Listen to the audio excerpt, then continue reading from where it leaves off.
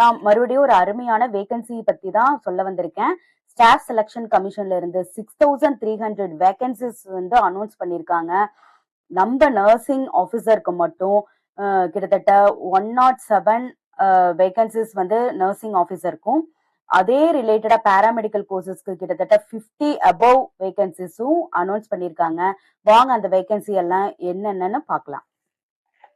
So நம்ம கூகுள்ல type பண்ணிட்டு எஸ்எஸ்சி வேகன்சி 2026ன்னு போட்டீங்கன்னா இந்த ஃபைல் வரும். இந்த ஃபைல்ல பிடிஎஃப் வியூன்னு இருக்கு. அதை கிளிக் பண்ணீங்கன்னா இந்த பிடிஎஃப்க்கு போகும்.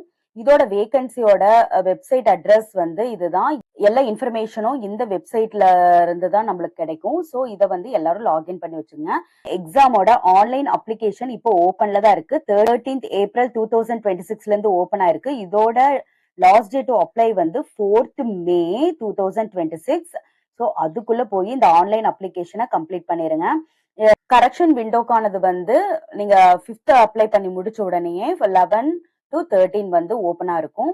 வந்து கம்ப்யூட்டர் பேஸ்ட் எக்ஸாமினேஷன் வைக்கிறாங்க. அது வந்து ஜூன் 2026. நீங்க வந்து இது ஆன்லைன் அப்ளிகேஷன் அப்ரூவல் ஆயிடுச்சுன்னா உங்களுக்கு எந்த ஜூன்ல வந்து டேட் இருக்குன்னு சொல்லி அவங்களே வந்து பர்சனலா வந்து உங்களுக்கு மெசேஜ் அனுப்புவாங்க.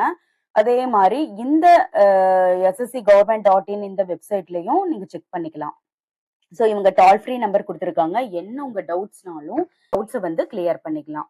இவங்க வந்து மெயினா விமென் கேண்டிடேட்ஸ்க்கு ரொம்ப இம்பார்ட்டன்ஸ் கொடுக்குறாங்க. அதனால கண்டிப்பா விமென் கேண்டிடேட்ஸ் இருந்தீங்கன்னா இந்த ஏஜ் குரூப்ல ஷுவரா நீங்க அப்ளை பண்ணுங்க. உங்களுக்கு கண்டிப்பா இந்த ஜாப் கிடைக்கும். எஸ்எஸ்சி அப்படிங்கிறது வந்து ஸ்டாஃப் செலக்ஷன் கமிஷன் கண்டக்ட் பண்ற காம்படிட்டிவ் எக்ஸாம். இது வந்து குரூப் பி அண்ட் சி போஸ்டுக்கான எக்ஸாம். இந்த எக்ஸாம்க்கு வந்து இவங்க வந்து 6 கேட்டகரியா பிரிக்கிறாங்க. Not only for graduate 10th முடிச்சிருந்தாலோ 12th முடிச்சிருந்தாலோ கிராஜுவேட்ஸா இருந்தாலும் இதுக்கு நீங்க அப்ளை பண்ணலாம். இது வந்து நர்சிங் ஆஃபீஸரும் ரிலீஸ் பண்ணியிருக்காங்க இதுல. அதனாலதான் நான் உங்களுக்கு வந்து சொல்ல வந்திருக்கேன்.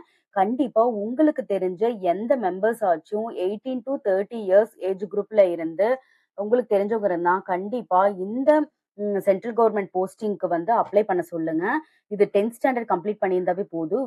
6300 வேகன்சிஸ் வந்து அனௌன்ஸ் பண்ணியிருக்காங்க. பேசிக் பேவே வந்து ரொம்ப சூப்பரா இருக்கு.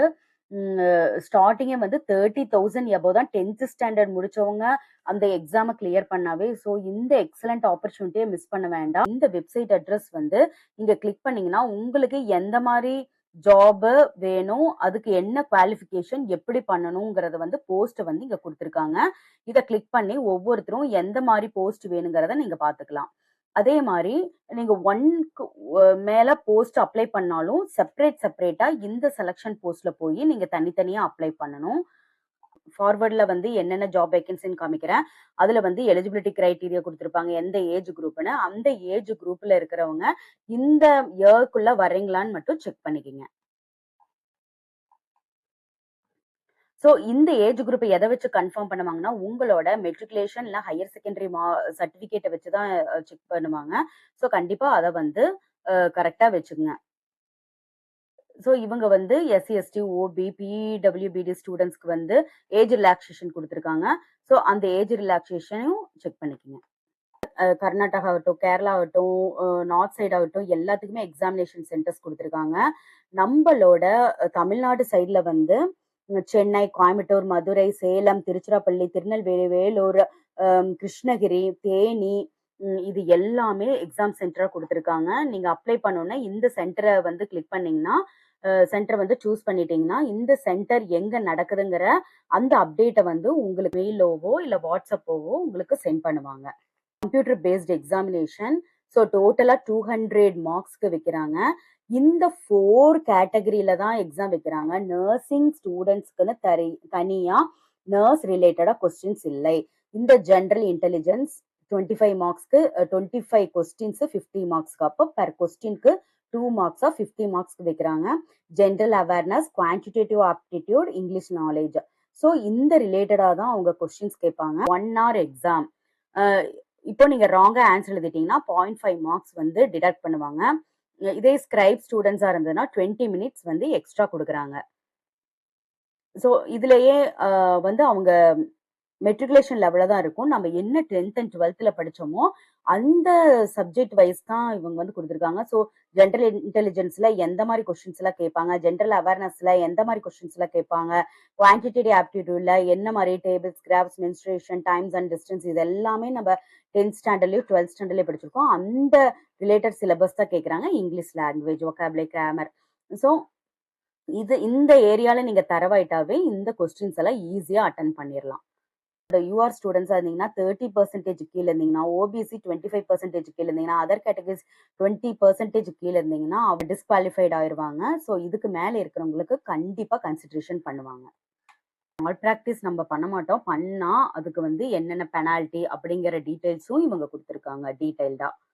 ஸ்ட்ரக்சர் 4ல வந்து போனீங்கன்னா, இந்த லாகின் டூ ரெஜிஸ்டர் பண்ணிட்டு, எப்படி ஆன்லைன் அப்ளிகேஷன் ஃபில் பண்றங்கிற யூசர் நேமு, பாஸ்வேர்டு இது எல்லாமே குடுத்துருக்காங்க. கேப்சா லாகின் பண்ணிட்டு, எப்படி ஒன் டைம் ரெஜிஸ்ட்ரேஷன் அத செஞ்சுட்டு, ஒவ்வொரு உங்களோட டீடைல்ஸும் இதுல குடுக்கறத இது எல்லாமே ஒன் பை ஒன் அவங்க வந்து மென்ஷன் பண்ணியிருக்காங்க. இந்த மாரி நீங்க அ ஃபில் பண்ணீங்கனாவே போதும். இந்த ஃபில்லிங் டீட்டெயில்ஸ் வந்து நீங்க ஃபர்ஸ்ட் டைமே கரெக்ட்டா குடுத்துருங்க. ஏன்னா, செகண்ட் டைம் வந்து அ கரெக்ஷன் விண்டோ டைம்ல அவங்க சூஸியா குடுக்கக்கூடிய அந்த டீட்டெயில்ஸ் மட்டும் தான் மாத்த முடியும். 2 டைம்ஸ் குடுக்குறாங்க. ஃபர்ஸ்ட் டைம் வந்து ₹200 செகண்ட் டைம் வந்து ₹500 சார்ஜ் பண்றாங்க பெனால்டியா. ஸோ அத அவாய்ட் பண்றதுக்கு நம்ம ஃபர்ஸ்ட் டைமே ஃபுல் கிளியரா வந்து இந்த டீட்டெயில்ஸ வந்து பார்த்து கரெக்ட்டா குடுத்துறணும். சிக்னேச்சர் இருக்கணும், ஃபோட்டோ அப்லோட் பண்ணணும். இதே வந்து நீங்க பிடபிள்யூடி ஸ்டூடெண்ட்ஸா இருந்ததுன்னா, உங்களோட சர்டிஃபிகேட் குடுக்கறது எல்லாமே டீட்டெயில்டா ஒன் பை ஒன் எக்ஸ்பிளைன் பண்ணியிருக்காங்க. அந்த சர்டிஃபிகேட்ஸும் குடுத்துருக்காங்க. அத நம்ம ஃபில் பண்ணி அனுப்பிச்சா போதும். உங்களோட பாஸ்போர்ட் சைஸ் ஃபோட்டோகிராஃப்ஸ் இருக்கிறது மட்டும் தான் அலவுடு. இந்த மாரி இருக்கிற எதுவுமே வந்து நாட் அலவுட் அப்படின்னு சொல்லிட்டாங்க. அதே மாரி காகல்ஸ் போட்டுறக்கூடாது, பிளர் ஃபோட்டோகிராஃப்ஸ் இருக்கக்கூடாது. இந்த மாரி எல்லாமே சொல்லியிருக்காங்க. ஸ்பெக்ஸ் போட்டிருந்தீங்கன்னா ரிமூவ் பண்ணிருங்க. ஸோ இந்த மாரி கேப்பு, ஸ்பெக்டகல்ஸ், ஃபேசிங் சைடு இதெல்லாம் எதுவுமே இருக்கக்கூடாது. ஸோ எல்லாத்தையுமே எக்ஸ்பிளைன் பண்ணியிருக்காங்க. பேஷன்ஸ் ரொம்ப முக்கியம். இவங்க எல்லா இடத்துலயும் இந்த இஎக்ஸ்ன்னு மட்டும் குடுத்துருப்பாங்க. அதனால இஎஸ்டபிள்யூன்னு குடுத்துருப்பாங்க. அது என்னன்னு தெரியலன்னா, இங்க வந்து ஃபைண்ட் அவுட் பண்ணிக்கங்க. கண்ட்ரோல் ஃபைண்டுன்னு குடுத்துட்டு இது பண்ணீங்கன்னா, இந்த ஆப்ஷன்ஸ் எல்லாமே வரும். 6300 வேக்கன்ஸீஸ் அனௌன்ஸ் பண்ணியிருக்காங்கன்னு சொன்னேன்ல, அதோட லிஸ்ட் தான் இது. அவங்க வந்து எந்த ரீஜியன் என்ன போஸ்ட் கோடு ஒவ்வொன்றுக்கும் போஸ்ட் கோடு வச்சிருக்காங்க. அப்புறம் நேம் ஆஃப் த போஸ்ட் யாரு குடுக்குறாங்க, எந்த டிபார்ட்மெண்ட்ல வந்து அவங்க போய் ஒர்க் பண்ணணும், என்ன ஏஜ் லிமிட், அவங்களுக்கு பே ஸ்கேல் லெவல் 1, 2, 6, 7, 6, 7, 8 எல்லாம் வந்துருச்சுங்கன்னாவே உங்களோட பே ஸ்கேல் வந்து 35,000 அபவ் தான் இருக்கும். இதே பே ஸ்கேல் 7 அப்படின்னு எடுத்துட்டீங்கன்னா 45,000 பிளஸ் தான் இருக்கும். பே ஸ்கேல் 9, 10ங்கும் போதெல்லாம் 1,90,000 to 1,00,000 போயிரும்.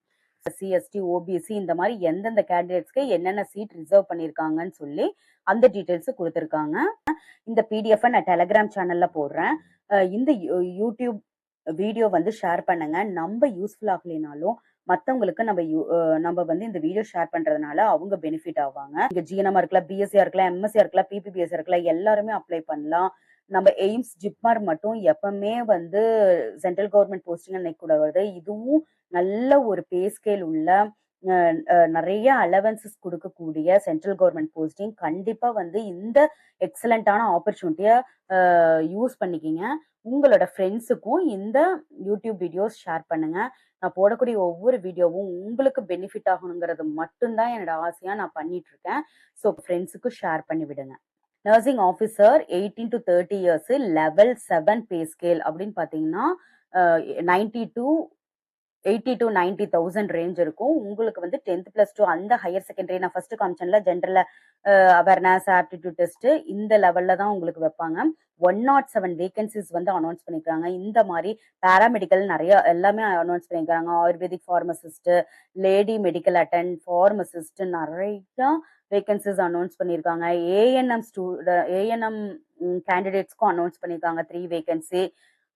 அவங்களது age group 18 to 30 years, X-ray technician, dental technician, ECG technician, இன்னும் சொல்லிட்டே போகலாம். Junior pharmacist, health worker female, pharmacist cum clerk இந்த மாதிரி அனௌன்ஸ் பண்ணிக்கிறாங்க. நம்மளுதுமே public health nursing officer 18 to 30 years level 8 pay scale.